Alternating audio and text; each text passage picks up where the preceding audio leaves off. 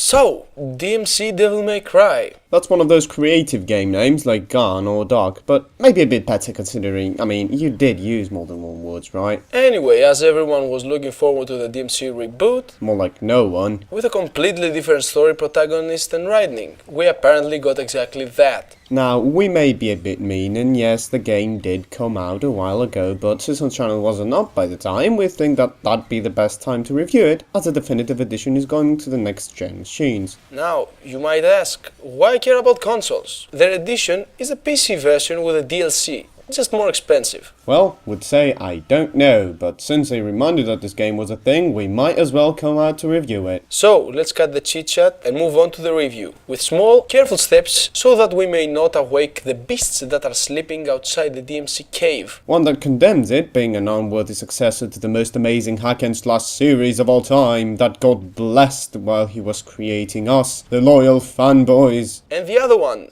the game is good, probo, better, don't be morons, it's different. I was a fan of the DmC series. I enjoyed my time with 1, had a few laughs on how bad 2 was, and I thoroughly enjoyed 3. 4 on the other hand I didn't quite get to finish because I could spend 40 hours replaying 3 over and over, and yes I did that, but I could not spend just 2 more minutes with the soul-sucking twat Nero was. He quite literally sucked the soul out of the bloody thing. Well, that being said, we will not be looking at this as a continuation of the DmC series, because if we did that, we'd all probably be burning Thieves developers to the ground with their own fat after skinning them. When the game was originally released, I played it in a weird state. I had just finished Darksiders, and going in, I found the game just easy, shallow, and honestly just repetitive and tedious. With the Darksiders standards of numbers of weapons, tight combat and worthy writing, DmC just felt ridiculously underwhelming. I quite frankly just quit it after a boring boss battle with a screaming demon having her baby hanging out like it's her boobs on an anime convention and she's trying to win the cosplay competition. But let's not compare it to the old DmC games. As the poor beast doesn't need more poking, especially after the removal of some awful dialogue in the console releases. Because geez, you guys can't keep your mouth shut when it comes to alternating the experience in a better way. We will just go ahead and occasionally compare it to the other hack-and-slash games.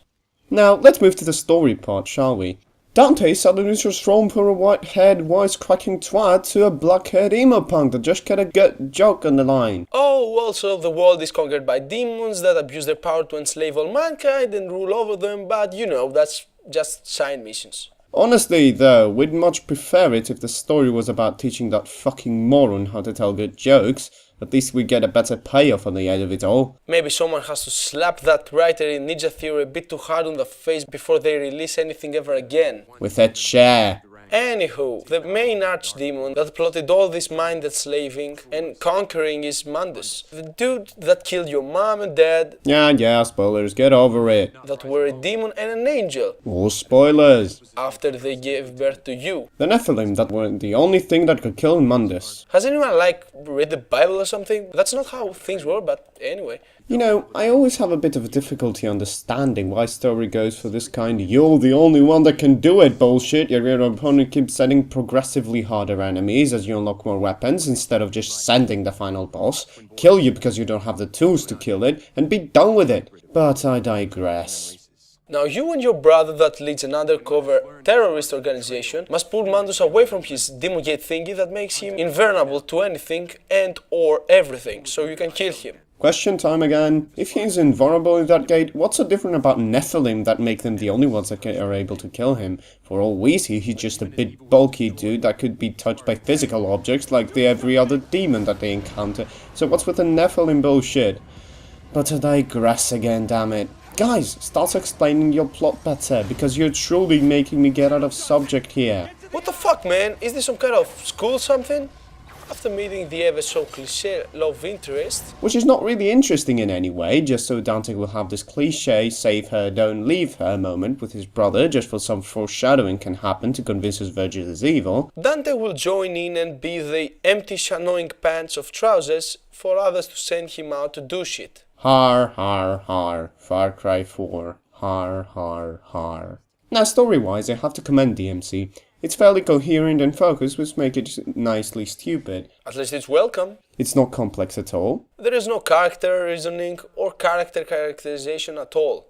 Everyone's just doing shit because of the superficial morality every video game good guy must have been pushed down by Ninja Theory pretty hard. Oh well, I guess ninjas did have a lot of books to read past their classes. They couldn't bother with a well done cast. Moving towards the gameplay, we have this odd mix of good stuff and bad stuff. The array of weapons is okay, maybe a bit too low considering the number of changes they make other than the transparency environment bit, but okay nevertheless. The animations look really good, and particle effects and movement being nice, the weapons having a reasonable impact and nice sound design. Except the shotgun, that gun sounds like I'm firing a BB gun.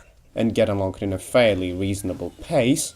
Which is no other than the end of a boss battle. All of them have a secondary use for you to use either in combat or platforming, so that you can't rely on a single weapon for too long, making it a really nice to look at experience as well as fairly reasonable player-inflicted game. Those might be slightly odd terms, but I have good reason for using them. I mean, why not say it feels good as a game? Well, because it fucking doesn't.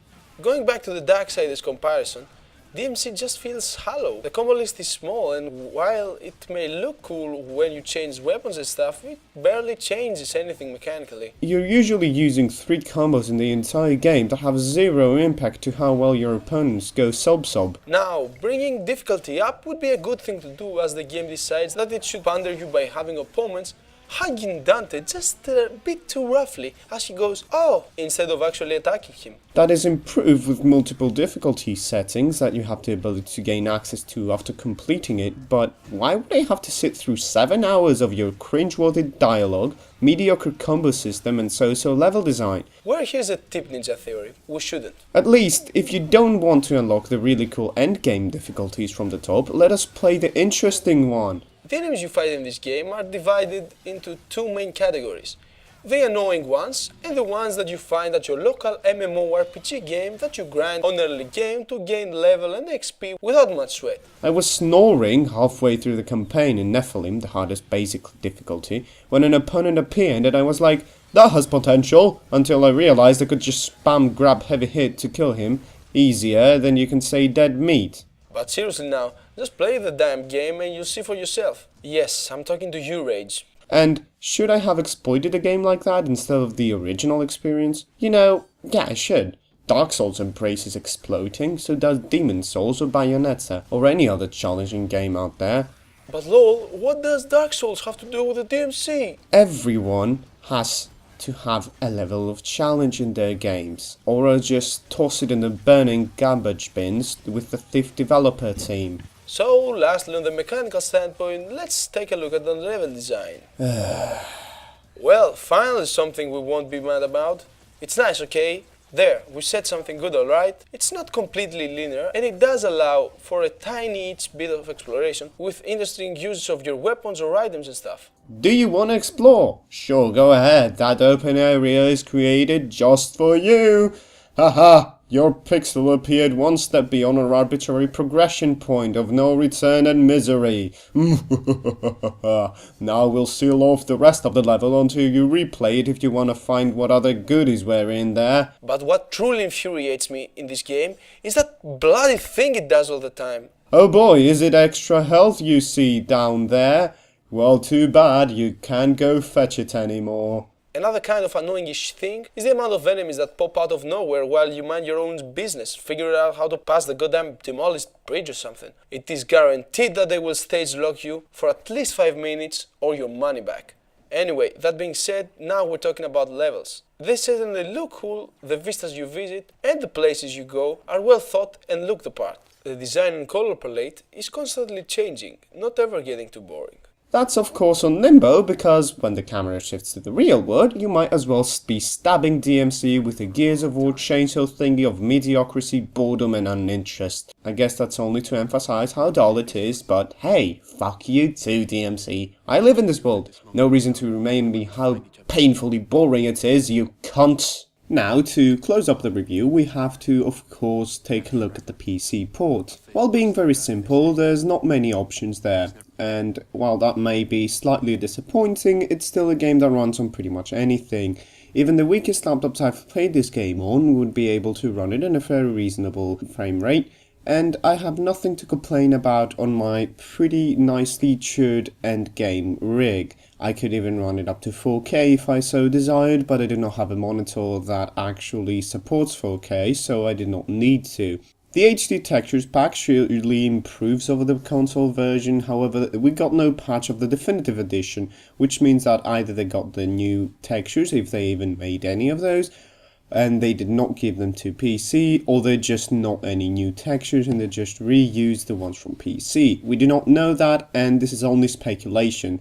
So it doesn't look particularly bad, and the texture quality is reasonable around the board for a game that came out in 2013 and certainly did not have a fame for being particularly good looking. So that should be about our review for Devil May Cry DmC.